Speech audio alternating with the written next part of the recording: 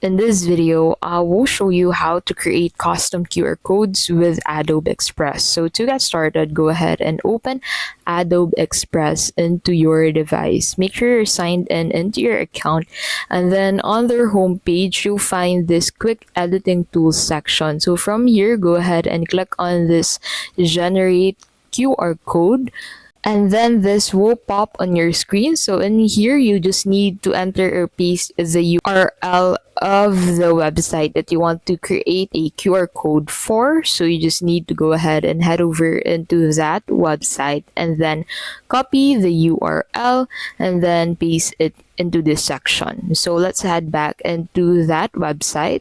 So copy the URL and then head back here and then place the URL into this section. So as you can see, you can choose a color for the URL. You can also choose a style such as dots, marker border, and marker center. You can also create a template for this QR code. So you can simply select from here, and then this will take you into the canvas where you can edit the template of the QR code furthermore. And that's basically how you can create custom QR codes with Adobe Express.